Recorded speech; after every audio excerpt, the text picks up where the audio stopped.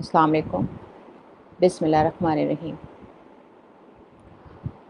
मैं डॉक्टर शबाना। जैसे इंट्रोडक्शन है आप लोगों से मेरा, I am doctor of physical therapy from Jinnah post medical graduate centre and masters in neuromuscular, and currently I am practising in DHA Karachi.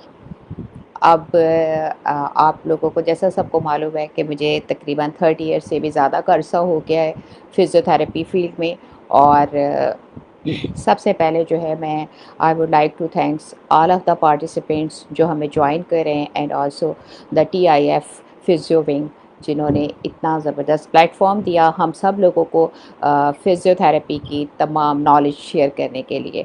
और आज का जो हमारा टॉपिक है वो इसे उसमें ज़्यादा लंबी बात मैं नहीं करूँगी शुरू में, क्योंकि बहुत बड़ा टॉपिक है और इतना इम्पॉर्टेंट टॉपिक है। इसकी रीज़न क्या है, ये है कि तकरीबन 1.5 मिलियन से भी ज़्यादा लोग जो जिस टॉपिक जैसे पार्किंसंस डिज़ीज़ के बारे में आज हम बात करेंगे, और तकरीबन 1.5 मिलियन से ज़्यादा लोग अब 2020 तक इस डिज़ीज़ के साथ मौजूद हैं। तो आप ये सोचें कि इतने लोग जो हमारे सराउंडिंग्स में हैं, हमारे रिलेटिव्स हैं, हमारे पेशेंट्स हैं। ये ज़रूरी नहीं है कि as a doctor of physical therapy ही हम जो है इस सब्जेक्ट को पढ़ें, लेकिन इस सेशन का मकसद ये है कि उन लोगों के बारे में भी थोड़ी सी अवेयरनेस देना जो कि इस डिज़ीज़ में हैं, या फिर जो आप लोगों के फैमिली मेम्बर्स में से कोई है, आपके रिलेटिव्स में से, आपके नेबर्स में से कोई भी है, तो आप उनके लिए थोड़ी सी गाइडलाइन दें। एक्चुअली ये जो डिज़ीज़ है पार्किंसन डिज़ीज़, आपको इसका नाम पता है? पार्किंसन डिज़ीज़ जब पहले इसको 1817 में जो है सर जेम्स पार्किंसन ने डिस्क्राइब किया था इसको, और उन्हीं के नाम पर इस डिज़ीज़ का नाम रखा गया पार्किंसन डिज़ीज़। और 1817 में जब इसको डिस्क्राइब किया था उन्होंने, सर पार्किंसन ने, तो उस वक़्त उन्होंने इसका नाम रखा था शेकिंग पैल्सी। शेकिंग पैल्सी यानी कि मूव, ज़ाहिर है आपको पता है पार्किंसन में क्या होता है, शेकिंग पैल्सी है ये, तो इसको शेकिंग पैल्सी के नाम से इसको पहले कहा जाता था। अब जो है हम बात करते हैं पार्किंसन जो है इसकी डेफिनेशन के बारे में। पार्किंसन कहते किसे हैं? Parkinson it is a chronic progressive neuro degenerative disease और मोटर डिसऑर्डर। अब देखिए, मैं हमेशा से आपसे ये कहती हूँ कि जब कभी भी हम किसी भी कोई भी सेशन या कोई भी टॉपिक लेते हैं, तो टॉपिक की जो डेफिनेशन है वो कंक्लूजन होता है, उस पूरे टॉपिक का कंक्लूजन या समरी होती है। उस डेफिनेशन के अंदर आपको वो पूरा टॉपिक समाया हुआ होता है, और आपको उसमें से यहीं से आपका थिंकिंग प्रोसेस स्टार्ट हो जाता है, और आपने ये सोचना शुरू कर देते हैं कि ये डिजीज़, यहीं पर ही आपको सब इस डिजीज़ के बारे में एक आइडिया हो जाता है। अब देखें, आप समझना शुरू करें इसकी डेफिनेशन के हिसाब से। इसमें क्या कह रहा है? It is a chronic progressive. Chronic progressive का मतलब है कि स्लो बढ़ने वाली। क्रॉनिक प्रोग्रेसिव इट मींस कि it is slow progressive, Aahista Aahista बढ़ती है। न्यूरो डिजेनरेटिव, न्यूरो का मतलब आप जस्ट लाइक नर्व से है, न्यूरॉन से है। डिजेनरेशन इसकी वेयर एंड टेयर, इसका डैमेज होना, यानी कि ये स्लोली जो है नर्व्स को, नर्वस सिस्टम से रिलेटेड चीज़ों को डैमेज करती है। और इसको क्या कहते हैं? It is a motor disorder. Motor disorder, motor, जहाँ कहीं भी वर्ड मोटर यूज होता है तो आप सब डॉक्टर्स को पता है कि इसका क्या मतलब है? मूवमेंट, यानी कि मूवमेंट का जो है ये डिसऑर्डर है। तो अब आपको इसकी डेफिनेशन से भी अंदाजा हो गया कि ये स्लो प्रोग्रेसिव है और इसलिए मूवमेंट का डिसऑर्डर है। और इसमें क्या होता है? न्यूरो डिजेनरेशन, यानी कि हमारे नर्वस सिस्टम से न्यूरॉन की, नर्व्स की, ये हम आगे एक्सप्लेन करेंगे, उसकी डिजेनरेशन होती है। तो यही आपको आधे से ज्यादा इस टॉपिक के बारे में एक आइडिया हो गया। अब हम बात करते हैं इसकी फर्दर आगे, इसको किस तरह से, इसको क्या है कि एक तो आपको पता चल गया it is slow progressive neuro degenerative disorder है। इसके अलावा इसका नंबर 2 जो है, एक्सक्यूज मी जी, उसका नंबर 2 जो है वो ये है कि इट इज आइडियोपैथिक। आइडियोपैथिक का मतलब होता है कि कॉज इसका अननोन होता है। आप इसको याद करने के लिए, सिंपली मैं याद करने के लिए बता रही हूँ, आइडियो मतलब आइडियलिज्म है कि कोई चीज क्लियर नहीं है, बट इन द ब्रेन है, और पैथिक मतलब डिजीज, यानी इस डिजीज का कॉज जो है वो एक मतलब ख्याल में है बट नॉट कंफर्म। तो क्या है? It is a chronic progressive disease but idiopathic यानी इसका कॉज जो है वो अननोन है बट नॉट क्लियर, तो ये अननोन। और इसके अलावा नंबर 3 क्या होता है, it is extra pyramidal track disorder, it is extra pyramidal track disorder. और जितने भी आप डॉक्टर ऑफ फिजिकल थेरेपी के लोग यहाँ बैठे हैं उन्हें ये पता होना चाहिए कि what is the function of extra pyramidal tracts.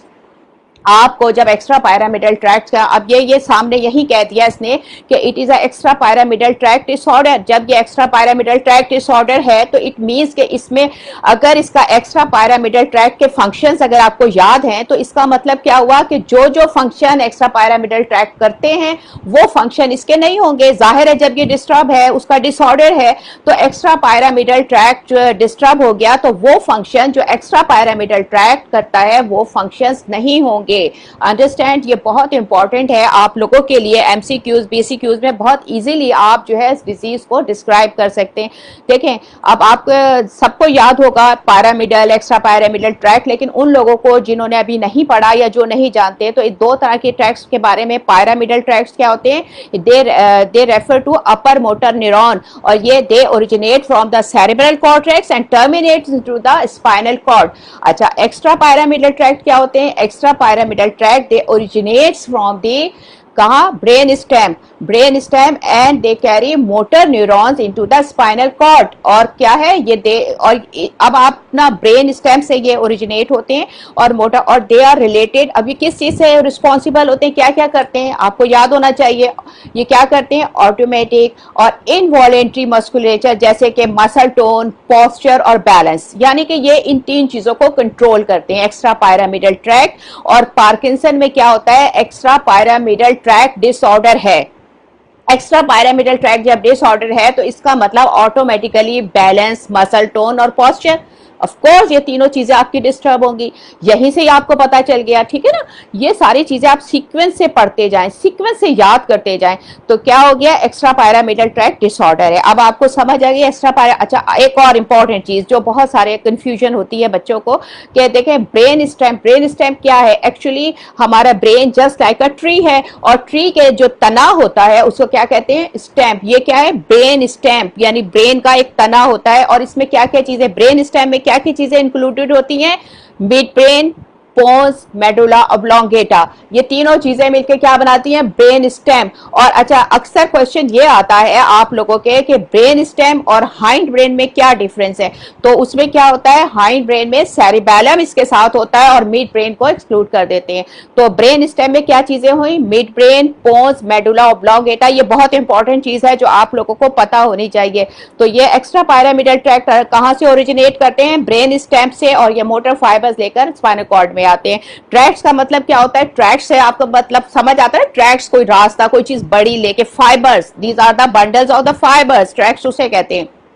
तो अब आपको समझ आई एक्स्ट्रा पैरामिडल ट्रैक का डिसऑर्डर है।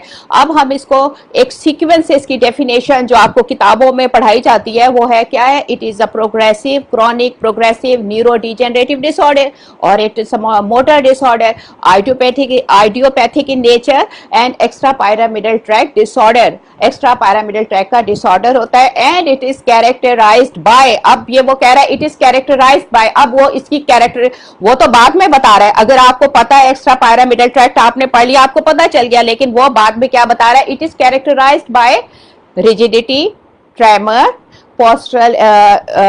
पोस्टरल इंस्टेबिलिटी एंड ब्रेडिकाइनेजिया और एकाइनेजिया। अब ये टर्मिनोलॉजी मैं आगे चल के आपको बताऊंगी, यानी इसमें ये चारों चीजें होती हैं। ये एक पार्किंसंस की खास जो है वो साइन सिम्टम्स है। तो अब आपको इस तरह, अच्छा एक और चीज जो है बहुत इंपॉर्टेंट होती है जो लोगों को थोड़ा सा कंफ्यूज करती है और अक्सर बच्चों को नहीं समझ आती, एक तो पार्किंसन और पार्किंसोनिज्म में डिफरेंस क्या है।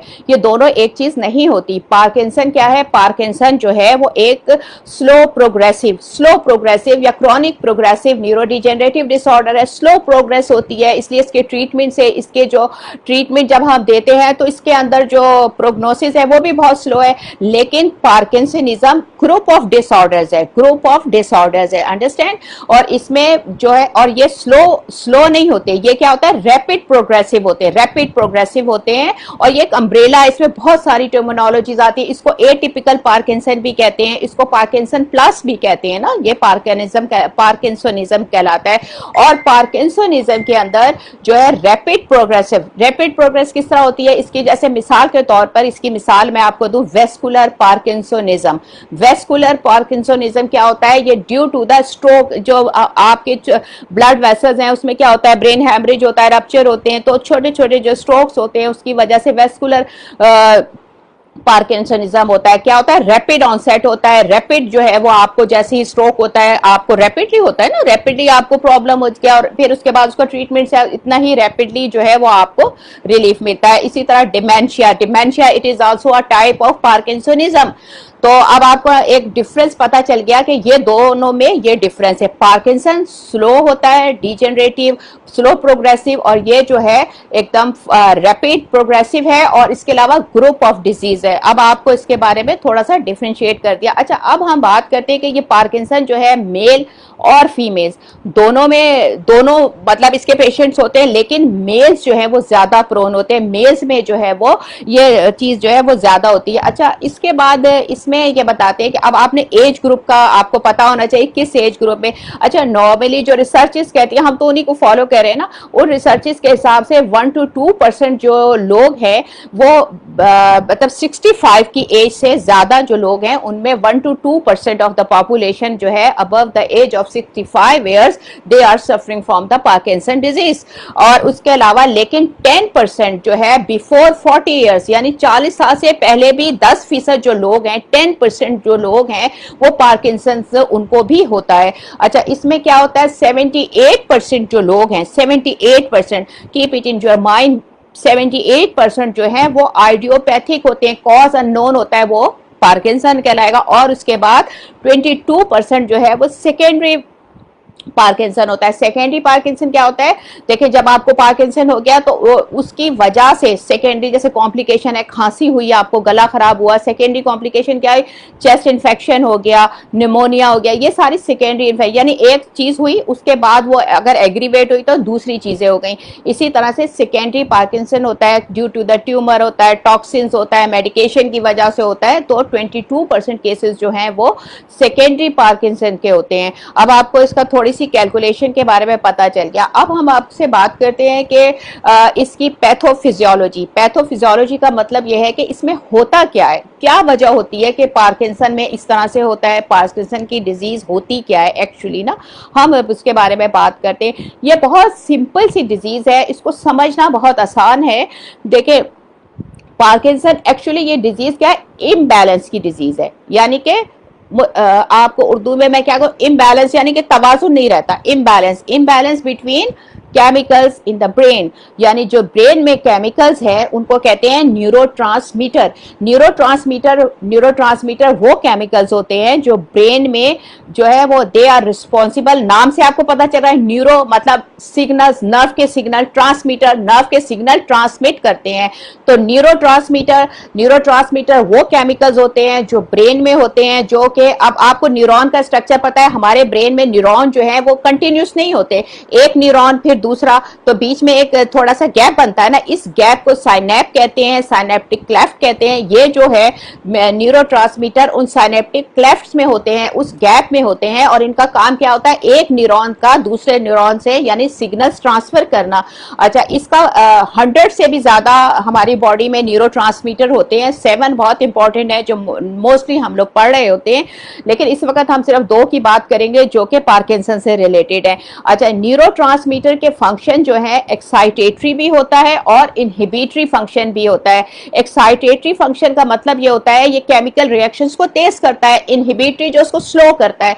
और ये क्यों होता है, ये कुदरत ने रखा है हमारी बॉडी में, क्योंकि हमारी बॉडी में डिफरेंट केमिकल रिएक्शंस हो रहे हैं, बॉडी में हो रहे हैं ना, हमारे मेटाबॉलिज्म हो रहा है, डिफरेंट सारे हो रहे हैं ना, तो ये क्या करता है, इसका फंक्शन ये अल्लाह ताला ने रखा है, अगर कोई भी चीज हमारी बॉडी में कम या ज्यादा हो रही है तो हमारी बॉडी में नेगेटिव फीडबैक मैकेनिज्म है जो ब्रेन को स्टिमुलस देता है और हमारी बॉडी का इंटरनल बैलेंस को क्या कहते हैं, होम्योस्टेसिस।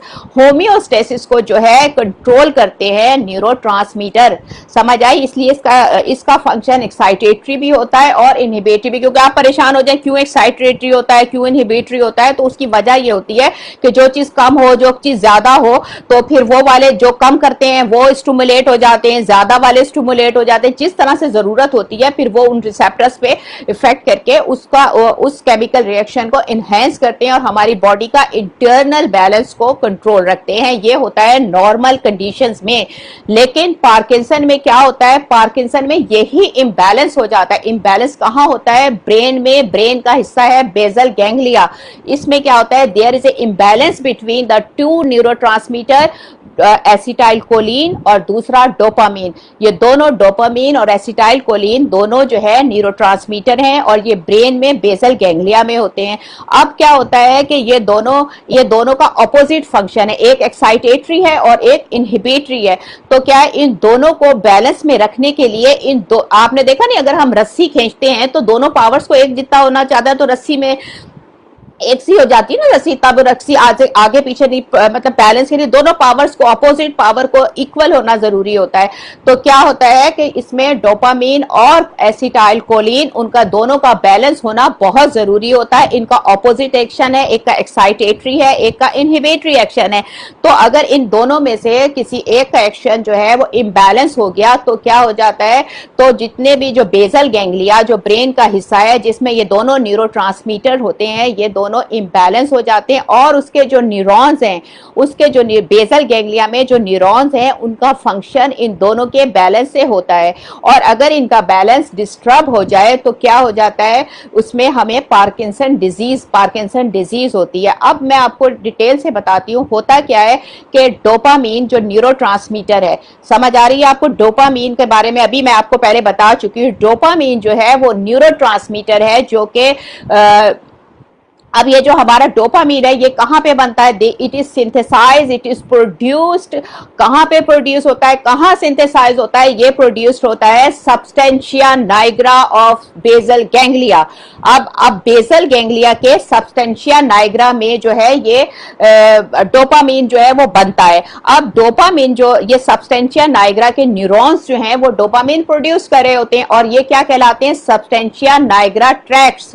सब्सटेंशिया नाइग्रा ट्रैक्ट्स कहलाते हैं या फिर इनको कहते हैं डोपामिनर्जिक पाथवे। डोपामिनर्जिक पाथवे नाम से पता चल रहा है कि डोपामीन बनाने वाले न्यूरॉन्स ये कहाँ होते हैं। अच्छा, अब आपको ये पता होना चाहिए कि बेसल गैंग्लिया क्या है, जिसके अंदर सब्सटेंशिया नाइग्रा है और ये सब्सटेंशिया नाइग्रा जो है वो हमारा डोपामीन बना रहा है। एक्चुअली बेसल गैंग्लिया है क्या, अब जितने भी मेरे डॉक्टर और फिजिकल थेरेपिस्ट बैठे हुए हैं उन सबको मालूम है, लेकिन जो लोग इससे रिलेटेड नहीं है या जो भूल गए उनको मैं एक थोड़े सी ब्रीफली बता दूं। Basal ganglia these are the masses of gray matter या कलेक्शन ऑफ सेल बॉडीज होती हैं और ये कहां पर होती हैं, on the base of fore brain.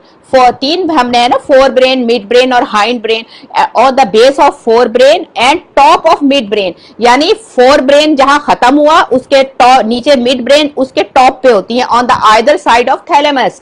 यानी कि फोर ब्रेन जहां खत्म होता है उसके बेस पे और मिड ब्रेन के टॉप पे, थैलेमस के दोनों साइड पे ये ग्रे मैटर के मासेस होती है, चीज लाइक स्ट्रक्चर्स होते हैं। ठीक है, इसको कहते हैं बेसल गैंग्लिया। और बेसल गैंग्लिया का जो फंक्शन है वो क्या होता है, ये प्रोग्रामिंग करता है मूवमेंट की, programming and planning of the movement, और इसके बाद कॉग्निशन में भी इसका मतलब सोचने के अमल में, कॉग्निटिव जितनी भी हमारी एबिलिटीज है उसमें भी इसका रोल है। अब आपको पता चला बेसल गैंग्लिया कहाँ होता है। बेसल गैंग्लिया फोर ब्रेन के नीचे और जो है मिड ब्रेन के ऊपर होता है और आइदर साइड, दोनों साइड पे थैलेमस के होता है और इसके अंदर जो है कॉग्निशन, मूवमेंट, प्लानिंग ये करता है। और इसके पार्ट्स, अब इसके जो पार्ट्स हैं या आप इसको न्यूक्लियाई कहें, आम लोगों के लिए मैं पार्ट्स कह रही हूँ, न्यूक्लियाई जो हैं उनके नाम क्या है। सबसे पहले कॉर्डेट न्यूक्लियस है इसका, ग्लोबस पैलिडस है, उसके बाद पुटामेन है और उसके बाद जो है सब्सटेंशिया नाइग्रा, जिसकी मैं अभी बात कर रही हूँ। हम अब बात करें सब्सटेंशिया नाइग्रा, ये बार बार आपके पास आएगा और आपको पता होना चाहिए, it is the nuclei of nuclei of basal ganglia का ये पार्ट है, बेसल गैंग्लिया का न्यूक्लियाई, और उसके बाद है सबथैलेमिक। ये सारे पांचों के पांचों these are the parts of basal ganglia. अब हम बात इसमें जो इसका जो खास पार्ट है वो है सबस्टेंशिया नाइग्रा। सबस्टेंशिया नाइग्रा की फिर आगे कभी हमने पढ़ा तो मैं आपको बताऊंगी, आगे पास कॉम्पैक्टा, पास रेटिकुलरिस, उसके भी आगे पार्ट्स होते हैं। खैर अभी हम जो बात करें कि इसका सिंपल करके कि सबस्टेंशिया नाइग्रा जो बेसल गैंग्लिया का पार्ट है वो उसके अंदर डोपामिनर्जिक पाथवे होते हैं, डोपामीन बनाने वाले न्यूरॉन्स होते हैं, और ये न्यूरॉन्स जो हैं ये क्या करते हैं, डोपामीन प्रोड्यूस करते हैं। और अब क्या होता है, नॉर्मली ये नॉर्मल इसका एक्शन है। अब जब क्या होता है कि डोपामिनर्जिक पाथवे या वो न्यूरॉन जो डोपामीन प्रोड्यूस कर रहे होते हैं उनकी डीजनरेशन हो जाती है, उनकी डेथ हो जाती है। तो क्या होता है, अब आप बताइए, एक चीज जो प्रोड्यूस हो रही है, एक आदमी, एक फैक्ट्री से कोई चीज प्रोड्यूस हो रही है, फैक्ट्री जल गई तो क्या होगा, वो चीज नहीं बनेगी ना। बिल्कुल इसी तरह से जब वो न्यूरॉन डीजनरेशन हो जाती है, उनकी डेथ हो जाती है, तो क्या होता है, डोपामीन बनना कम हो जाता है, डोपामीन का लेवल क्या होता है, कम हो जाता है। जब डोपामीन का लेवल कम हो जाएगा तो दूसरा जो आपको मैंने बताया न्यूरोट्रांसमीटर, उसका क्या होगा, वो बढ़ जाएगा। ऑफ कोर्स एक चीज नहीं बन रही, दोनों एक सी बन रही थी, एक चीज कम बनना शुरू हुई तो वो उसका लेवल, वो एक्साइटेटरी, उसका लेवल तो और बढ़ गया ना, और ये लेवल कम हो गया तो क्या हुआ, बैलेंस आउट हो गया। ये नीचे डोपामीन कम हो गया, नहीं बन रहा, डेथ हो गई सेल्स की, तो ये कम बनेगा, तो डोपामीन कम हो जाता है, एसिटाइल कोलिन लेवल बढ़ जाता है। अब जो है क्या होता है, अब इसका सिंपल प्रोसीजर, बस इस बीमारी का इतना सा है कि डीजनरेशन होती है किसकी, डोपामिनर्जिक पाथवे की या उन न्यूरॉन्स की जो डोपामीन बना रहे हैं। डीजनरेशन से क्या होता है, डोपामीन बनना बंद हो जाता है, कम हो जाता है, तो क्या होता है, डोपामीन का लेवल कम हो जाता है, एसिटाइल कोलिन का लेवल बढ़ जाता है, और क्या होता है, इम्बैलेंसमेंट हो जाती है, इम्बैलेंस हो जाता है इन दोनों का लेवल, और फिर क्या होती है, पार्किंसन डिजीज। पार्किंसन डिजीज इस वजह से। अब आप लोगों को बहुत इजी, अच्छा अब आप एक और सवाल ये पूछना चाहिए आप लोगों को कि ये डिजेनरेशन होती क्यों है, इसकी क्या वजह है। देखें इसकी वजह जो है वो है लेविस बॉडीज जो है वो उनका इंक्लूजन एग्रीगेशन जो है वो वहां पे अंदर नर्व सेल में मतलब अब आपको सिंपल करके बताऊं, लेविस बॉडी ये क्या है, these are the abnormal protein है, उनका कलेक्शन, इंक्लूजन जिसे कहते हैं, या एग्रीगेशन जो है एबनॉर्मल, वो नर्व सेल्स के अंदर वो प्रोटीन जमा हो जाती है एबनॉर्मली, नॉट नॉर्मल, एबनॉर्मली वो नर्व सेल्स में जमा हो जाती है, इनको लेविस बॉडी करते हैं। और जब वो नर्व सेल्स के अंदर जाती है तो क्या करती है, डेथ कर देती है, न्यूरॉन की डेथ कर देती है, यानी वो जहर ही होता है उसके लिए, एक तरह से आप समझ ले सिंपल करके कि वो प्रोटीन जो है। अब ये आप लेवी बॉडीज याद रखिएगा, ये आगे आएगा इसकी मैनेजमेंट में मैं ये आपको बहुत इंपॉर्टेंट चीज है, लेविस बॉडी याद रखिएगा, ये क्या है, ये प्रोटीन है, ये प्रोटीन होती है एबनॉर्मल, इसका ये जमा हो जाती है नर्व सेल्स में और उन न्यूरॉन्स की डेथ कर देती है, ठीक है ना, डिजेनरेशन कर देती है, डेथ कर देती है। अब डिपेंड करता है ना हर एक का लेवल क्या होता है कि किस लेवल पे उसने डिजेनरेशन की या डेथ कर दी, तो हम इसलिए इसको बड़ा केयरफुली इन टर्मिनोलॉजीज का इस्तेमाल करते हैं, ठीक है। तो अब क्या हो गया कि ये सारी चीजें, अब लेविस बॉडी का आपको पता चल गया, ये लेविस बॉडी ये क्या करती है, they causes the death of neurons which are producing dopamine, understand, ये हो गई हमारी पैथोफिजियोलॉजी।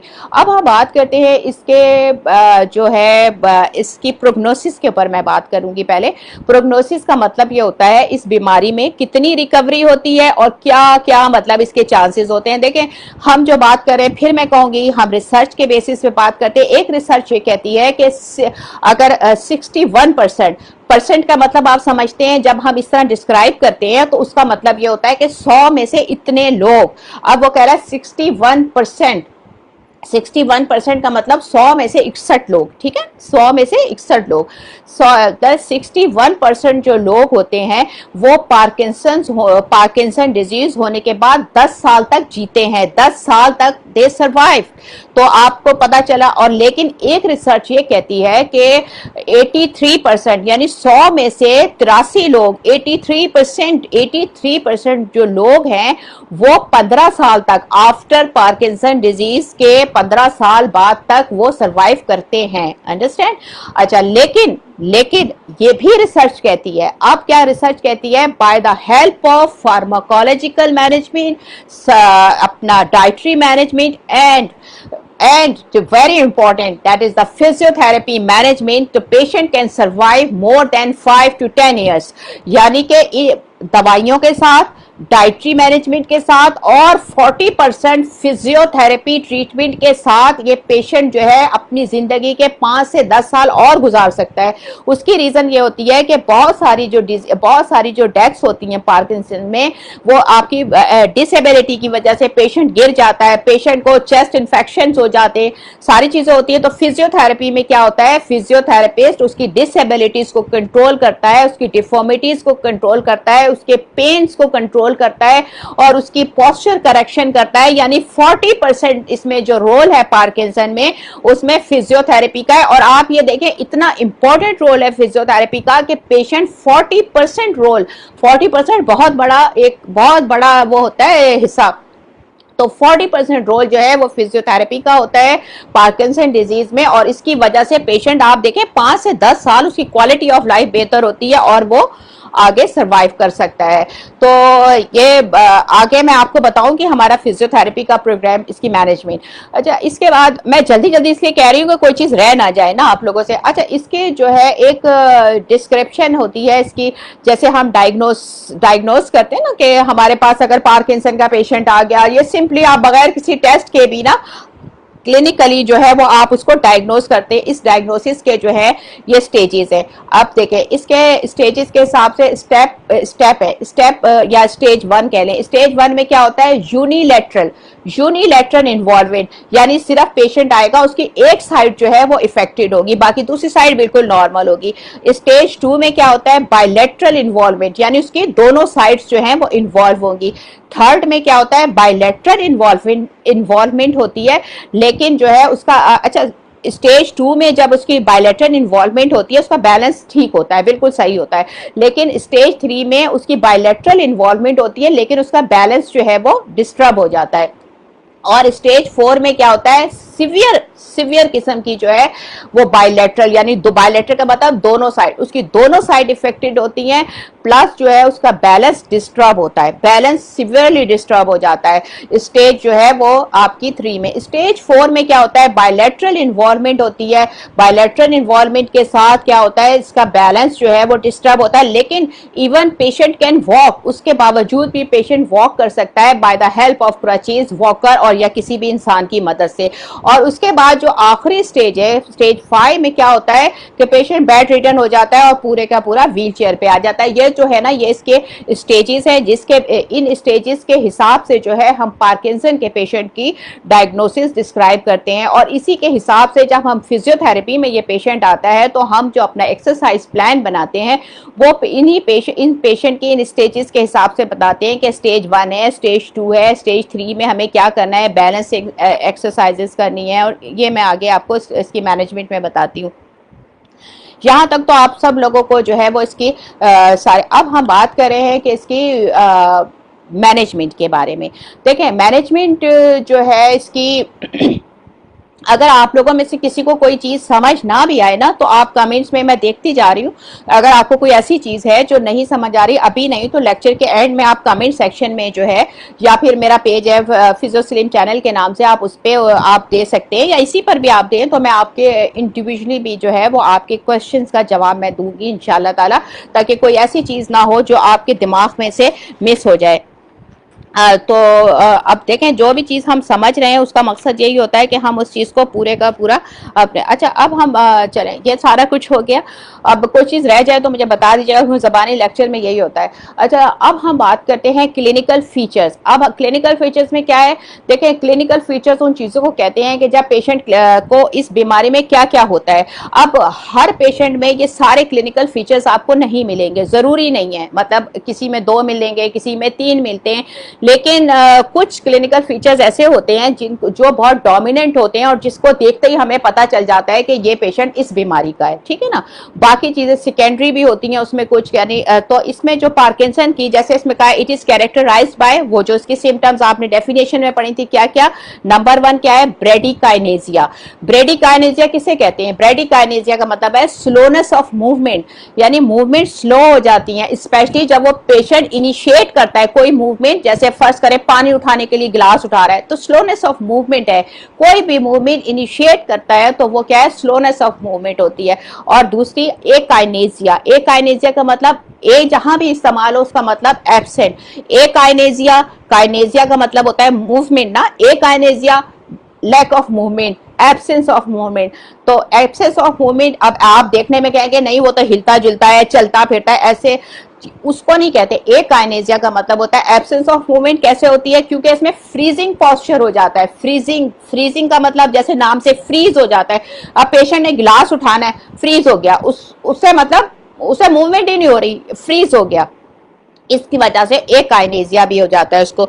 अब हम बात करते हैं ट्रेमर्स। सेकंड जो है इसकी जो मेन इसकी डोमिनेंट फीचर है वो क्या है, ट्रेमर। ट्रेमर किसे कहते हैं, इनवॉलेंट्री मूवमेंट्स। इनवॉलेंट्री मूवमेंट्स होती है ना, आप ना चाहते हुए भी आपका हाथ हिल रहा है, सर हिल रहा है, ये है इनवॉलेंट्री मूवमेंट्स। तो ट्रेमर में जो है, इसमें अब किस किस्म का ट्रेमर होता है ये भी बहुत इंपॉर्टेंट है जो आपको पता होना चाहिए। इसमें सबसे अहम जो है वो है रेस्टिंग ट्रेमर। रेस्टिंग ट्रेमर नाम से आपको पता चल रहा है, यानी रेस्ट की पोजीशन में, जब आप आराम से बैठे होते हैं रेस्टिंग पोजीशन में तो इसका ट्रेमर और बढ़ जाता है। उसके बाद सेकंड जो है वो है पिल रोलिंग मूवमेंट। ट्रेमर के अंदर सेकंड जो टर्म है पिल रोलिंग, यानी जैसे अगर आपके हाथ में कोई पिल है या कोई ऐसा ऑब्जेक्ट है, आप इसको ऐसे ऐसे रोल करें ना, ये मूवमेंट होती है, ये पिल रोलिंग मूवमेंट। पिल रोलिंग मूवमेंट होगी इसकी कहाँ, फिंगर्स में, फोर आर्म में, जॉ में, टंग में भी ना, इस तरह से इसकी पिल रोलिंग मूवमेंट होती है। उसके अलावा जो है पोस्टरल ट्रेमर। पोस्टरल ट्रेमर क्या होता है, उसके ट्रंक और उसकी एक्सट्रीमिटीज जो है उसमें भी, हेड में भी ट्रेमर होता है। अब आपको समझ आया ट्रेमर की ये टाइप होती है, ये इस किस्म का ट्रेमर होता है। उसके बाद इसकी जो थर्ड चीज है वो क्या आती है, रिजिडिटी। रिजिडिटी किसे कहते हैं, rigidity it is abnormal increase in muscle tone. Muscle tone increase रहती है abnormally and muscle can not relax. और आपका मसल रिलैक्स नहीं होता, मतलब मुस्तकिल कॉन्ट्रैक्शन में है आपका, मुस्तकिल जो है वो स्टिफ, जैसे आम जबान में कहें मेडिकल के अलावा कि मुस्तकिल वो स्पैज में है, कॉन्ट्रैक्ट हुआ हुआ है और अनेबल टू रिलैक्स, और रिलैक्स ही नहीं होता, तो उसको कहते हैं रिजिडिटी। इसमें रिजिडिटी जो है वो मेन इसकी सिम्टम्स है। अच्छा, रिजिडिटी में भी इसमें दो टाइप की रिजिडिटी होती है। एक कैसी होती है, कॉग व्हील रिजिडिटी। कॉग व्हील आप इसके नाम से समझे, कॉक का क्या मतलब होता है, व्हील, जैसे गधा गाड़ी का व्हील होता है या जैसे गरारी नहीं होती, ये तो इसमें इस तरह झटके वाली ये वाली इसमें रिजिडिटी होती है, इसे कहते हैं कॉग व्हील रिजिडिटी। और दूसरी जो होती है वो होती है lead pipe rigidity. Lead pipe, जैसे लेड का पाइप होता है ना, ये स्मूथ है, तो क्या है कि जब हम पूरे, मतलब जब फुल मूवमेंट जैसे ये कर रहा है, पूरे में हाथ आपका स्टिफ रहेगा, पूरे मूवमेंट में जो है वो आपका हाथ स्टिफ रहेगा, इसे कहते हैं लेड पाइप। यानी उसमें तो झटका आ रहा है ना, इसमें झटका नहीं आ रहा, लेकिन क्या है, फुल जो है वो फुल मूवमेंट में जो है एक जैसी पूरी स्मूथली जो है इसके अंदर रिजिडिटी है, वो पेशेंट जो है वो स्टिफ है। अब जो है इसके बाद आपके ये जो मेन अब फिर आ जाती है पोस्चरल एबनॉर्मेलिटी। फोर्थ इसकी सिम्टम क्या है, पोस्चरल एबनॉर्मेलिटी। अब देखें पोस्चरल एबनॉर्मेलिटी, पोस्चरल इनस्टेबिलिटी, ये सारी जो है वो ए टर्मिनोलॉजी एक ही उसमें आती है। उसमें क्या है, पोस्चरल एबनॉर्मेलिटी में अब आप देखें इसमें जो पोस्चर होता है, सबसे पहले तो आपको पता होना चाहिए जो अब आप लोगों का रोल शुरू होता है फिजियोथेरेपिस्ट का इस जगह पे। देखिए इसमें पोस्चरल एबनॉर्मेलिटी उसको क्यों होती हैं, उसमें ये रीजन आपने सुन ली, यहीं से आपका ट्रीटमेंट प्लान शुरू हो गया। इसमें क्या होता है, muscular weakness of the extensors of the trunk. क्या होता है, आप देखिए आपको पता है जो ताकतवर चीज है वो अपनी तरफ खींचती है ना, जैसे अब ये ताकतवर, अब ये मसल्स जो है ये ताकतवर है, ये वीक है, तो ये मसल ताकतवर अपनी तरफ खींच लेंगे ना इनको, एक्सटेंसर्स को, तो बैलेंस नहीं रहेगा। इसी तरह से पार्किंसन डिजीज के अंदर एक्सटेंसर जो हमारे ये पीछे के मसल्स हैं, एंटी ग्रेविटी जो हमें सीधा रखते हैं, ये मसल्स हमारे वीक हो जाते हैं और हमारे ये flexor as compare to flexors, ये फ्लेक्सर्स हमारे आगे वाले मसल्स हैं, पूरी बॉडी के आगे वाले मसल्स फ्लेक्सर्स कहलाते हैं, पीछे वाले एक्सटेंसर हैं, एंटी ग्रेविटी मसल है, हमें सीधा रखते हैं, ठीक है। इसमें क्या होता है कि अब ये जो हमारे अब देखिए एक्सटेंसर वीक हो गए ना, एक्सटेंसर वीक हुए तो फ्लेक्सर हमें आगे की तरफ खींचेंगे, ऐसा ही होता है ना, आगे की तरफ खींचते हैं। ये मसल्स वीक हो गए, सीधा नहीं कर पा रहे, आगे वाले फ्लेक्सर्स हमें आगे खींचेंगे। जब ये आगे खींचेंगे तो क्या होगा, हम फॉरवर्ड बेंड हो जाएंगे। फॉरवर्ड बेंडिंग होती है, फॉरवर्ड बेंडिंग को क्या कहते हैं, स्टूप्ड पॉस्चर। स्टूप्ड पॉस्चर यानी आगे झुका हुआ पॉस्चर विद नी फ्लैक्स, तो ये क्या कहलाता है, स्टूप पॉस्चर हो जाता है। उसके अलावा फैसिनेटिंग पॉस्चर, फैसिनेटिंग पॉस्चर क्या होता है, sorry fascinating gait, fascinating gait क्या होता है, फैसिनेटिंग गेट होता है जिसमें क्या है, पेशेंट जो है वो अपना बेस ऑफ सपोर्ट छोटा करके छोटे छोटे कदम लेके तेज तेज तेज चलता है, इसे कहते हैं फैसिनेटिंग गेट या शफलिंग गेट, शफलिंग गेट कहलाता है। उसके अलावा इसमें क्या होता है, फ्रीजिंग पॉस्चर, फ्रीजिंग पॉस्चर बिल्कुल अगेन वही पॉस्चर कि आपने कदम उठाया एकदम फ्रीज हो गए। अब देखिए ये सारी चीजें यहीं से आपकी ट्रीटमेंट प्लानिंग शुरू हो गई। अब उसके एक्सटेंसर्स वीक है ना उसके extensor as compare to the flexors. उसके बाद उसके क्या, फ्लेक्सर उसको आगे की तरफ, आप आगे की तरफ जब वो फ्लेक्सर उसको खींच रहे हैं तो क्या उसका बेस ऑफ सपोर्ट डिस्टर्ब हुआ, उसका सेंटर ऑफ ग्रेविटी डिस्टर्ब हुआ। जब उसका बेस ऑफ सपोर्ट और सेंटर ऑफ ग्रेविटी डिस्टर्ब हुआ तो क्या होगा, बताएं, आप फिजियोथेरेपिस्ट हैं, जवाब दे कोई। ठीक है, कोई कमेंट नहीं आया मुझे तो उसमें क्या होगा, बैलेंस, बैलेंस डिस्टर्ब होगा। बैलेंस क्या है, it is the ability to maintain centre of gravity over base of support. Base of support क्या है, वो एरिया जो जमीन से कांटेक्ट में हो, और जितना बेस ऑफ सपोर्ट आपका बड़ा होगा उतना ज्यादा आपकी स्टेबिलिटी होगी। तो इस पेशेंट में क्या है, आगे झुक जाता है हमारा centre of gravity, normal anatomical position में सेकंड सैक्रल वर्टिब्रा है, वैसे ये चेंज होता है पोजीशन के साथ साथ ना। तो क्या है, आपका सेंटर ऑफ ग्रेविटी डिस्टर्ब हो गया, वो बेस ऑफ सपोर्ट पे नहीं, तो क्या होगा, चांस ज्यादा से ज्यादा बैलेंस आउट होगा, तो क्या होगा, गिरने लगेगा पेशेंट। क्या हुआ, यहां से आपने एक कड़ी से दूसरी कड़ी जोड़ी, आपको पता चल गया बैक के एक्सटेंसर्स वीक हैं, फ्लेक्सर स्ट्रांग है, डिफॉर्मिटीज होगी, कंट्रैक्चर्स होगा, बैलेंस डिसऑर्डर होगा, फॉल होगा, ये सारी चीजें आपको खुद ही पता चल गई इनके साथ, और यहीं से आपकी ट्रीटमेंट प्लानिंग भी शुरू हो जाएगी। अब ये क्या क्या आपने सुन लिया, इसका पोस्चर सुन लिया, इसका गेट आपको मैंने बता दिया। अच्छा, अब ये सारी चीजें जब होंगी तो क्या होगा, ऑटोमेटिकली पेशेंट को क्या होगा, इरिटेशन, इरिटेबिलिटी होगी कि वो कोई काम नहीं कर सकता, डिप्रेशन होता है, एंजाइटी होती है, और उसके अलावा उसको पोस्टरल हाइपोटेंशन होता है। पोस्टरल हाइपोटेंशन कहते हैं कि जब आप सीटिंग से स्टैंडिंग पोजिशन में आए तो आपका लो हो जाता है बीपी, लो बीपी हो जाता है, पोस्टरल हाइपो टेंशन, याद रखिएगा इस टर्मिनोलॉजी को। अच्छा, पोस्टरल हाइपोटेंशन होता है, वैसे भी उस पेशेंट का ब्लड प्रेशर जो है वो लो रहता है। और इसके अलावा माइक्रोग्राफिया, माइक्रोग्राफिया नाम से पता चल रहा है, माइक्रो मीन्स स्मॉल, ग्राफिया मीन्स कोई चीज लिखना, यानी स्मॉल, इसकी कीड़े जैसे नहीं बनाते ऐसी राइटिंग होती है। और उसका फेस जो है वो मास्क लाइक फेस होता है, यानी फेस पे कोई एक्सप्रेशन नहीं होते उसके फेस पे ना, बिल्कुल इसका सपाट चेहरा होता है। उसके अलावा कॉन्स्टिपेशन होती है ऐसे पेशेंट को, कॉग्निशन भी इनकी आगे जाके डिस्टर्ब, कॉग्निटिव जो इसका बिहेवियर है वो भी डिस्टर्ब हो जाता है। और जो सबसे एक और चीज वो क्या है कि स्लाइवा, एक्स्ट्रा बहुत ज्यादा स्लाइवा जो है वो प्रोड्यूस होता है, मुंह से थूक बहुत निकलता है, स्लाइवा प्रोडक्शन जो है वो उसकी ज्यादा होती है। कॉन्स्टिपेशन इस पेशेंट में, इस तरह के पेशेंट्स में बहुत ज्यादा होती है।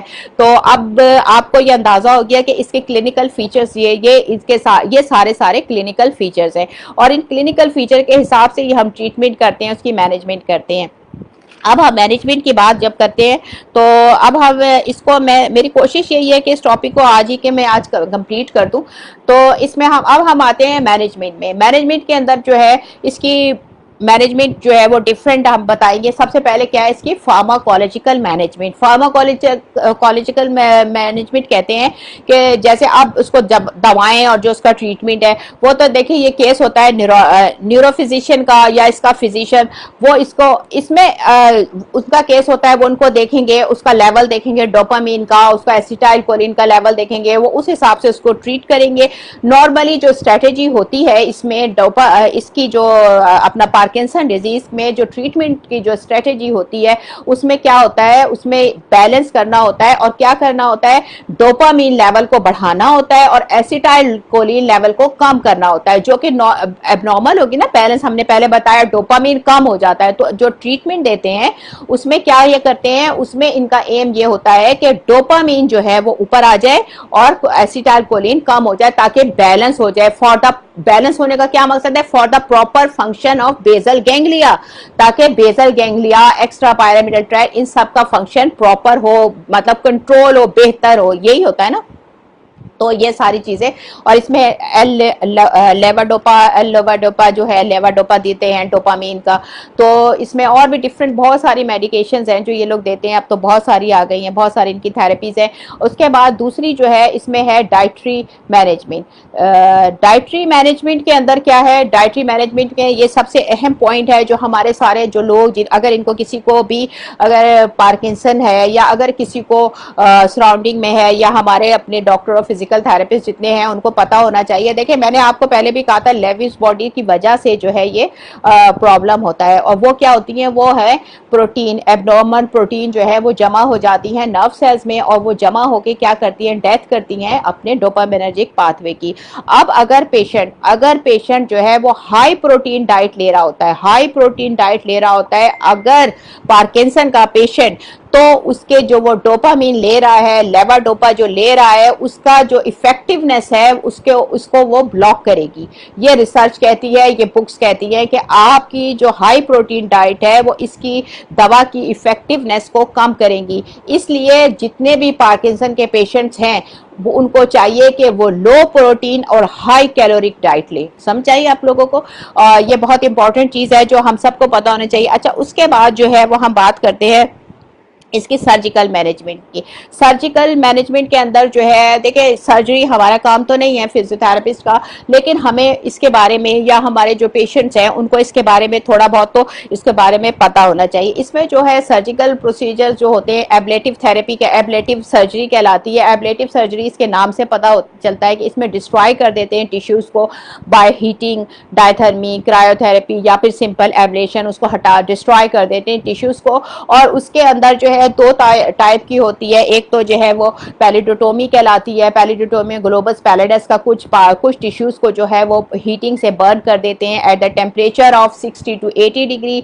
उसके बाद ये थैलेमेटोमी होती है। थैलेमेटोमी में क्या होता है? थैलेमेटोमी में आप जैसे इसके नाम इंडिकेट कर रहा है, थैलेमस का एक होल बनाते हैं ब्रेन में, उसके जरिए जो है थैलेमस के कुछ पार्ट को जो है वो डिस्ट्रॉय कर देते हैं ताकि जो है वो ट्रेमर जो है वो बेहतर हो जाए। उसके अलावा जो है उसमें है डीप ब्रेन स्टिमुलेशन होती है। डीप ब्रेन, जहां भी स्टिमुलेशन की बात आई उससे क्या इलेक्ट्रोड्स आपके दिमाग में आएगा, क्या होता है? इम्प्लांट कर देते हैं इलेक्ट्रोड्स ब्रेन में, ताकि वो उन इम्पल्सेस को जो कि इस डिजीज को वर्स्ट कर रहे हैं या एग्रीवेट कर रहे हैं, तो इसको जो है इसके सिग्नल्स को, उन इम्पल्सेस को ये जो है स्टिमुलेशन, डीप ब्रेन स्टिमुलेशन उन इम्पल्सेस को रोकती है। उसके बाद जो आता है वो न्यूरल ट्रांसप्लांटेशन। जैसे उसके नाम से आपको पता चला है न्यूरल ट्रांसप्लांटेशन, यानी वो सेल्स जो है वो ट्रांसप्लांट किए जाते हैं उन सेल्स की जगह जो लॉस्ट हो गए हैं या जिनकी डेथ हो गई है। तो ये न्यूरल ट्रांसप्लांटेशन का जो है वो इसमें रोल होता है।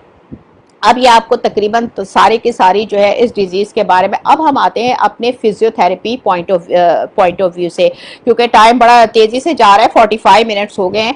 तो अब देखें, मैं आपको बार बार फिजियोथेरेपी में एम क्या होता है? अब फिजियोथेरेपिस्ट को यहीं इसके इतना पढ़ने के बाद पता चल गया क्या है? To maintain the joint range को मेंटेन करना है, क्योंकि रिजिडिटी की वजह से आपकी जो है वो ज्वाइंट रेंज भी डिस्टर्ब हो गई। To strengthen the muscle, strengthen करना है कौन कौन से मसल को आपने इसमें पढ़ लिया कि एक्सटेंसर्स और ट्रंक और ये सारे। फिर उसके बाद to maintain the balance disturb हुआ, बैलेंस मेंटेन करना है। टू करेक्ट द पोस्चर को करेक्ट करना है। टू रिड्यूस द फटीग हो जाती है इन पेशेंट में, जिसलिए मैंने कहा कि हाई कैलोरिक और लो प्रोटीन डाइट इन्होंने लेनी होती है। और उसके अलावा क्या है, सबसे इंपॉर्टेंट चीज क्या होती है कि हमने क्या करना है, उसका पेन रिलीफ करना है। पेन भी होता है ना पेशेंट को, तो ये सारी चीजें जो है ये फिजियोथेरेपी का पार्ट ऑफ ट्रीटमेंट है। अब अच्छा देखिए, हमारे पास जो है वो डिफरेंट किस्म के पेशेंट आते हैं डिफरेंट स्टेजेस में। अब हम जो ट्रीटमेंट करते हैं, मैं बार बार सब लोगों को ये कहती हूँ कि जो फिजियोथेरेपिस्ट है वो अपने हिसाब से पेशेंट को देखता है कि पेशेंट स्टेज 1 में आया आपके पास, स्टेज 2 का पेशेंट है, स्टेज 3 का, 4 का, 5 का, जिस भी स्टेज का पेशेंट है आपने उसकी एक्सरसाइज उसकी कंडीशन के हिसाब से करनी है। हर पेशेंट लिमिट को हर एक्सरसाइज गूगल, यूट्यूब और इस तरह से करके नहीं कर सकते आप। अगर आपने इस तरह किया तो आपकी फिजियोथेरेपी का मकसद फौत हो जाएगा और आपके ट्रीटमेंट से लोगों का ट्रस्ट उठ जाएगा। ये बात जहन नशीन करें क्यों। और आई थिंक और आई बिलीव इट कि आप लोग ये सब बहुत अच्छी तरह से मैनेज कर सकते हैं कि आप लोग तो इतने एक्सपर्ट होते हैं और इतने 6-7 साल आप पढ़ रहे होते हैं एक्सरसाइज का। लेकिन मैं एक ब्रीफली एक आपको थोड़ा सा बता दूं आम लोगों के लिए भी। अब क्या होता है इसमें रिजिडिटी या स्टिफनेस जो है वो बहुत ज्यादा होती है, तो टू रिड्यूस द रिजिडिटी को कम करने के लिए क्या होती है इसमें रिलैक्सेशन एक्सरसाइजेस दी जाती है ना। रिलैक्सेशन क्योंकि मसल्स मुस्तकिल टोन बढ़ी हुई है तो हमने रिलैक्सेशन एक्सरसाइजेस जो है वो इसमें दी जाती हैं। अच्छा, रिलैक्सेशन एक्सरसाइज जैसे आप सब लोगों को पता है सिंपल, जैसे रॉकिंग, रॉकिंग किसे कहते हैं, झूला रॉकिंग, सिंपल रॉकिंग एक्सरसाइज, ये भी जो है आपके जो है रिजिडिटी को कम करने में काम आती हैं। उसके अलावा क्या होता है रिदमिकल रोटेशनल एक्सरसाइजेस, रिदमिकल, अब जैसे ये रिदमिकल, ये रोटेशनल एक्सरसाइजेस ऑफ जॉइंट, इसी तरह लेग्स। फिर जो है वो ट्रंक रोलिंग, ट्रंक रोलिंग आपने करनी होती है। ये सारी क्या कहलाती है, ये रिलैक्सेशन एक्सरसाइजेस जो रिदमिकल रोटेशनल रिलैक्सेशन एक्सरसाइजेस आप देंगे। डिपेंड करता है कौन सा एरिया जो है वो डिस्टर्ब है। अच्छा, उसके बाद आता है अब रिजिडिटी की वजह से क्या है कि उसके बाद हमारे मसल्स जो है वो भी स्टिफ होते हैं। उसकी डिक्रीज द रिजिडिटी, उसमें क्या करते हैं हम, क्या करते हैं फ्लेक्सिबिलिटी एक्सरसाइजेस कराते हैं क्योंकि मसल्स स्टिफ हो जाते हैं, स्पेस में होते हैं, एबनॉर्मल पोस्चर, डिसयूज की वजह से। तो क्या होता है कि हमें क्या करना है, इसके अलावा इसकी फ्लेक्सिबिलिटी एक्सरसाइजेस देनी है। फ्लेक्सिबिलिटी एक्सरसाइजेस कौन सी है, तो उसमें क्या करना है आपने पैसिव स्ट्रेचिंग, पैसिव स्ट्रेचिंग कौन देगा, फिजियोथेरेपिस्ट। देखें इसके बारे में मैं आपको एक दफा, जो पेशेंट्स हैं या जो भी लोग सुन रहे हैं, कि आप जब भी एक्सरसाइज शुरू करें एक दफा अपने फिजियोथेरेपिस्ट से जरूर मशवरा करें। वो आपको एक गाइडलाइन जरूर देगा। अगर आप खुद से भी करना चाह रहे हैं तो आप उन फिजियोथेरेपिस्ट आपको बताएगा किस तरह से आप स्ट्रेचिंग करनी है, किस तरह से आपने रोटेशनल एक्सरसाइज करनी है। कभी भी कोई एक्सरसाइज बगैर सुपरविजन के, बगैर किसी की आप इंस्ट्रक्शन के आप खुद से कभी भी एक्सरसाइज ना करें। वो आपको फायदे के बजाय हो सकता है वो आपके लिए कोई नुकसान का बायस बने।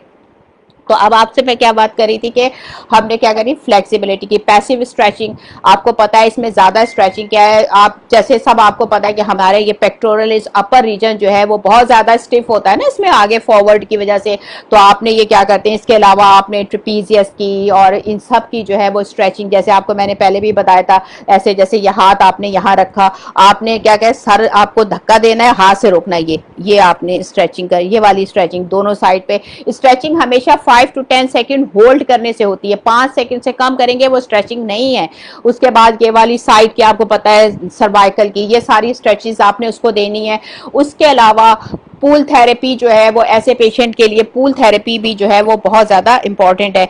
और फिर जो है और ऐसे स्टैटिक आइसोमेट्रिक एक्सरसाइजेस, सपोज हमने कोनी मोड़नी है, कोनी मोड़ेंगे नहीं, हमने ऐसे मुट्ठी बंद की, आप यहाँ हाथ रखे, आप देखें आपको फील होगा कॉन्ट्रैक्शन, आपने मुट्ठी को रोका 10 सेकंड तक रोका, देन रिलैक्स, यहाँ के मसल्स की कंट्रैक्शन। इसी तरह से एब्डोमिनल कंट्रैक्शन, ग्लूटियल कंट्रैक्शन, ये सारी की सारी जो है ये इनकी to increase the flexibility exercises. अब उसके बाद जो है हमने उसको क्या करनी है, स्ट्रेंथनिंग एक्सरसाइजेस। स्ट्रेंथनिंग एक्सरसाइजेस आप सब लोगों को पता है। उसके अलावा क्या करना है आपने स्ट्रेंथनिंग के लिए उनको पूल एक्सरसाइजेस करानी है, पूल में चलना, सिंपल चलना, ये भी बेस्ट है। उसके बाद है फंक्शनल ट्रेनिंग। फंक्शनल ट्रेनिंग जैसे नाम से पता चल रहा है, फंक्शनल ट्रेनिंग कहते हैं कि आप उसको वो चीजें सिखाएं कि किस तरह से, जैसे अगर आप सीधे बिस्तर पे लेटे हैं आपको किस तरह करवट लेनी है, करवट लेके कैसे हाथ पे वजन देके आपने उठना है, आपने उसको लेटे से सिटिंग में किस तरह बैठना है, और किस तरह सिटिंग से बेड से आपने खड़े होना है, और किस तरह से बेड से आपने व्हील चेयर पे ट्रांसफर होना है, और किस तरह से व्हील चेयर से वापस बेड पे आना है, और उसके अलावा किस तरह से आपने व्हील चेयर से कमोड पे बैठना है, कमोड से किस तरह व्हील चेयर पे शिफ्ट होना है, आपने उसको ड्रेसिंग करना, आपने उसको ये बताना है जैसे ढक्कन खोलने हैं किसी भी बॉटल के तो आपने बड़े कॉक वाली, मतलब ग्रॉस मूवमेंट जिससे हो, और फाइन मूवमेंट डिस्टर्ब होती है तो ग्रॉस मूवमेंट वाली बड़े ढक्कन, बड़े गिलास उसको दें, प्लास्टिक ग्लास, उसको प्लेट्स वगैरह इस्तेमाल कराएं ताकि खुदा ना खास्ता अगर वो गिर जाए तो उसके हाथ पे कांच की वजह से कोई चोट ना लगे। ये सारी चीज़ें जो है आपने उसको ड्रेसिंग, आपने उसकी बटनिंग करना कि बटन जो है बड़े बटन लगाएं और ऐसे कपड़े पहनाएं ओके उसमें बटन्स ना हो या सिंपल, मतलब इस तरह के उसको ड्रेसिंग करना। उसके बाद किस तरह से गिलास से दूसरे गिलास में पानी उंडेलना, ये सारी चीज़ें जो है ये फंक्शनल ट्रेनिंग जो है, किस तरह से आपने टॉयलेट में जाके पेशेंट को आपने टॉयलेट की सीट उसकी रेस करवानी है कि किस तरह से ऊंची करे कि नीची सीट पे पेशेंट नहीं बैठ सकता, उसकी बेड की हाइट कैसे करनी है, ये भी आपने उसके बेड को ऊंचा करना है, उसके बेड बहुत ऊंचा है तो उसको नीचा करना है। ये सारी चीज़ें जो है ये फंक्शनल ट्रेनिंग का हिस्सा है, ये आपने फंक्शनल ट्रेनिंग करानी है। उसके अलावा क्या क्या है, पोस्चरल इंटरवेंशन। पोस्चरल इंटरवेंशन में आपने ये करना है कि उसका पोस्चर स्कूलिंग, उसको पोस्चर का बताना है कि किस तरह से उसने अपना पोस्चर करेक्ट रखना है। आपने उसको सिटिंग में जैसे फुट सपोर्ट के साथ बैठना सिखाना है, सिटिंग में जो है आपने उसको डिफरेंट एक्सरसाइजेज डिफरेंट टास्क बताने। उसके बाद आपने दीवार के साथ उसे खड़ा करके जो उसके शोल्डर यूँ रोल हो रहे हैं उसके शोल्डर को रोल के स्ट्रेट उसको दीवार के साथ एक्सरसाइजेज बताएं या दीवार के साथ खड़े होकर उसको अपना स्ट्रेट करना बताएं, किस तरह से फॉरवर्ड बेंडिंग खत्म हो। ये आपको पोस्चरल करेक्शन है। उसके अलावा जो बहुत ज्यादा एक आप नाम सुनते होंगे जो इसमें आपने सुना है कि kitchen sink exercises, actually kitchen sink exercises या बैलेंसिंग एक्सरसाइजेज ये तकरीबन एक ही चीजें होती हैं। इसमें भी आप इसमें स्टेज 1 स्टेज 2 के पेशेंट्स को करा सकते हैं। आप ये नहीं कि स्टेज 4 और स्टेज 5 में आप किचन सिंक एक्सरसाइजेज उससे रिकमेंड करते हैं। इसका मकसद सिर्फ किचन सिंक एक्सरसाइजेज होती हैं कि आपकी लेग की स्ट्रेंथिंग और बैलेंसिंग एक्सरसाइजेज होती हैं। आपने उसको किचन के सिंक को पकड़ लिया, आपने पीछे लेग रेस की, साइड पे की, आगे टांग उठाई, उसके बाद एक टांग ऊपर करके सिंगल लेग स्टांस जैसे हम बैलेंसिंग में करते हैं वो एक्सरसाइजेज आपने करानी है। उसके बाद जो है सबसे अहम जो है फिर उसके बाद बैलेंस एक्सरसाइज। बैलेंस एक्सरसाइजेज जो आप लोग कराएंगे फिजियोथेरेपिस्ट उसको जो है पैरेलल बार्स में करानी है। जैसे पहले आपने सिटिंग करानी है एक विद सपोर्ट चेयर के साथ, फिर विदाउट चेयर सपोर्ट पीछे ना हो चेयर के, फिर पेशेंट बैठा है, फिर सिटिंग से आपने उसको स्टैंडिंग करानी है, फिर उसको स्टैंडिंग करा के आपने स्टैंडिंग में उसको डिफरेंट टास्क कराने। यानी कि ये सारी आप सब लोगों को पता है कि बैलेंसिंग एक्सरसाइजेज जो है वो किस किस तरह से आपने करनी है। अच्छा उसके बाद जो है हाँ इसके बाद जो है कार्डियोपल्मोनरी ट्रेनिंग क्या है। कार्डियोपल्मोनरी ट्रेनिंग करानी है क्योंकि आपको पता है इसमें जो है ज्यादातर जो पेशेंट की डेथ होती है वो कार्डियक प्रॉब्लम की वजह से होती है या फिर जो है उसको पल्मोनरी कोई भी प्रॉब्लम्स होते हैं उनकी वजह से जो है पेशेंट की निमोनिया, ये सारी चीजें जो डेथ्स होती है ना, जितने भी ये जो पेशेंट्स होते हैं पार्किंसन के उनकी डेथ होती है इन्हीं चीजों की वजह से। तो क्या करना होता है कि हमें ज्यादा से ज्यादा जो है उनकी फ्लेक्सिबिलिटी, हमने वो एक्सरसाइज डीप ब्रीदिंग एक्सरसाइजेस करानी होती है ताकि उसकी चेस्ट वाल के मसल्स जो है वो उनकी फ्लेक्सिबिलिटी हो, उसकी मोबिलिटी में इजाफा हो ताकि चेस्ट वॉल की मूवमेंट्स हो और उसका एक्सपेंशन लंग एक्सपेंशन में इजीली हो, वाइटल कैपेसिटी बढ़े। अच्छा उसके बाद जो है वाइटल फिर हमने उसका स्टेमिना बढ़ाना है। स्टेमिना बढ़ाने के वजह क्या होती है, एक तो आपने उसकी फटीक को कम करना है, फटीक कम करने के लिए भी आप जो है वो उसका स्टेमिना बढ़ाएंगे। और दूसरा जो है कार्डियोपल्मोनरी जो है कार्डियोपल्मोनरी ट्रेनिंग में भी इसका बड़ा रोल है। इसमें क्या है एरोबिक एक्सरसाइजेस। एरोबिक एक्सरसाइजेस अब ये ना समझे कि एरोबिक एक्सरसाइज वो वाले लेवल की आप करवा रहे हैं।